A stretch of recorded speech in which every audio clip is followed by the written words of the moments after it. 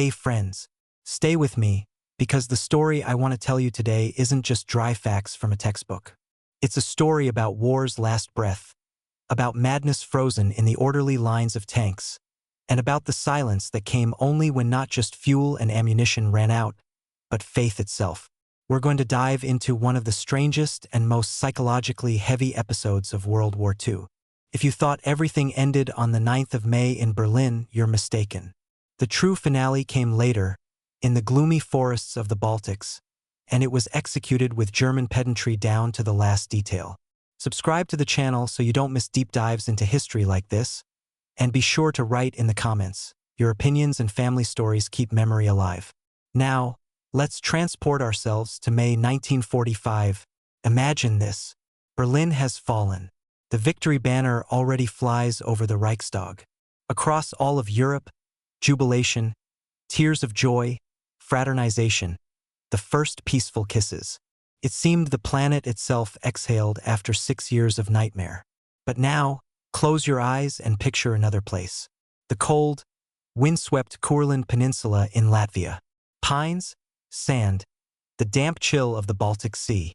And here there is no silence. Shells still scream here, machine guns rattle, and more than 230,000 German soldiers and officers, cut off from their already dead Reich, still cling to this scrap of land. They are waiting for a miracle. They are waiting for evacuation. They are waiting for an order that will never come. This is the Courland Pocket, the last pocket of organized Nazi German resistance. And its agony would last longer than the life of the state these people had sworn allegiance to. Why is this so important? Why do I ask you to ponder this particular moment? Because here, in these neat rows of surrendering armored vehicles, in this almost ceremonial formation before the victors, lies not just a military, but a profound human and historical paradox. This is the moment when not just an army collapsed, an entire ideology built on the myth of superiority, discipline, and invincibility crumbled. And this collapse was so total that even the surrender was carried out by the book. 325 tanks and self-propelled guns, lined up in straight lines as if on a parade ground. These are not just trophies. This is the last, desperate gesture of a system that even in self-destruction tried to maintain the appearance of order. It's a story about what happens when the 1,000-year eternity, proclaimed by the Führer, suddenly runs out of gas. To understand the full scale of the madness and tragedy of Courland, we need to take a step back. Autumn, 1944. The Red Army, recovered from early defeats and forged in the fire of the most terrible battles with a steely will to win, is conducting one of its most brilliant strategic operations, the Baltic Offensive. The goal is to cut off, surround, and destroy the giant German Army Group North, which had terrorized these lands for years. After fierce fighting, Riga falls. The road east for the Germans is shut tight. The road west, cut off by Soviet divisions. And so a huge, still very powerful grouping, dozens of battle-hardened divisions, including elite SS units, hundreds of tanks, thousands of guns, finds itself pressed against the sea on this very Courland bridgehead. And here something surreal begins. Hitler declares Courland a Baltic bastion, the last outpost of the Reich. It is to be held at any cost. Why? From a military point of view, it's already almost pointless, logically absurd. But that was the essence of the Third Reich's end. It no longer lived by reality, but by phantoms. Not by strategy, but by propaganda. Evacuating the troops by sea to redeploy for the defense of Germany itself would have been logical. But no. The Führer, increasingly detached from reality in his bunker, saw in Courland a future bridgehead for a new offensive. Yes, you heard right. At a time when Soviet tanks were already 100 kilometers from Berlin, headquarters was still drawing up plans for counterattacks from the Baltics. And the soldiers obeyed the order. They dug in. They built a multi-layered, in-depth defense. They turned the forests and farmsteads of Latvia into an impregnable fortress. Supplies still came to them by sea, fuel, shells, canned goods, letters from home that no longer had a recipient. They repelled one Soviet assault after another. There would be 6 in total, each costing enormous losses on both sides. They lived in a strange, twisted reality. Their homeland was collapsing before their eyes, Yet their own little world still held, fueled by orders and illusions. It was collective madness, arranged according to all the rules of military regulations. And then May comes. News arrives of Hitler's death, of the fall of Berlin, of the surrender at Karlshorst. But in Courland, there is no silence. The new Reich Chancellor, Grand Admiral Dönitz, formally orders the laying down of arms. But how to convey this order to an army that had lived in isolation for years, that had been indoctrinated for years to believe that surrender to the Bolsheviks was worse than death? The commander of the grouping, General Karl Hilpert, a man of the old Prussian school, faces a terrible moral choice. On one hand, the order and military discipline. On the other, responsibility for the lives of over 180,000 people still under his command. And he does the only thing possible for an officer in such a situation. He surrenders.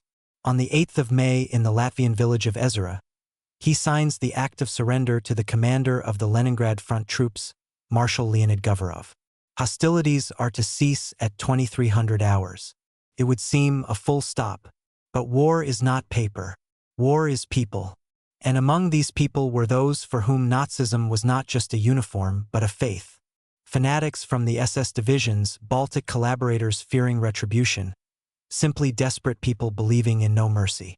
And here the most dramatic moment of our story begins. The main body of the troops obeyed the order. But they obeyed as only Germans could. They didn't throw down their weapons in a heap. They didn't scatter in panic. They began to surrender in an organized manner. They themselves rolled out of their hiding places their still operational Panther and Tiger tanks, their Ferdinand self-propelled guns, their armored personnel carriers.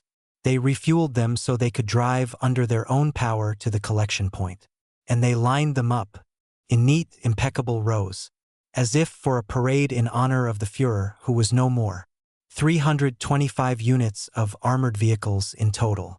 Next to them, rows of 2,000 guns, 6,000 vehicles. This spectacle must have been both impressive and eerie at the same time. Imagine the Red Army soldiers who had fought through the entire war, from Stalingrad to the Baltic. They stand and watch this procession of iron. They don't just see trophies. They see the most vivid symbol of the enemy's broken will. The German soldier, raised on the idea of racial superiority, was carrying out his last order, the order to surrender to those whom his propaganda had for years called Untermenschen, subhumans. And he did it pedantically, precisely, with discipline. In this lay all the horror and depth of the collapse. Not chaos, not flight, but organized, orderly self-destruction of an entire war machine. On the 11th of May, Marshal Govorov conducts an interrogation of the captured German generals. It is a separate, psychologically subtle scene. The victor does not shout, does not humiliate.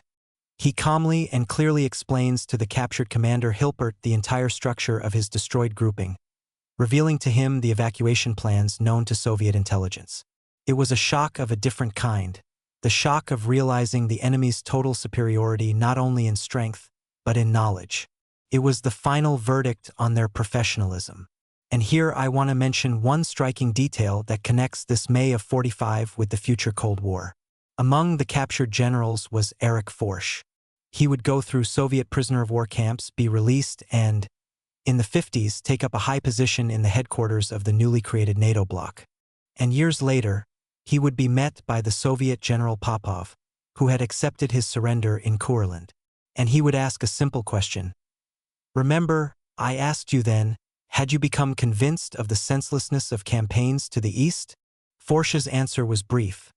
He would forbid even his own children to dream of it. Was this an act of true realization, repentance, or simply the weariness of a defeated man who had accepted reality? History gives no clear answer. But this very dialogue across the years shows how strangely fates intertwine and how lessons, seemingly learned, can be forgotten by the next generation of politicians. And the war in Courland still smoldered. While the generals talked, the last fanatics roamed and perished in the forests. The largest battle with a detachment of SS men who refused to lay down their arms took place on the 22nd of May. These shots are rightfully considered the last shots of the Great Patriotic War in Europe. They rang out when the entire country had already been healing its wounds for 2 weeks. This is important to realize. For thousands of Soviet soldiers, the war ended not on the 9th, but on the 22nd of May. Their victory day came later. So what were these doomed men doing? Why did they line up their equipment so neatly? The answer, in my opinion, lies deep in psychology. This was the last bastion of their identity.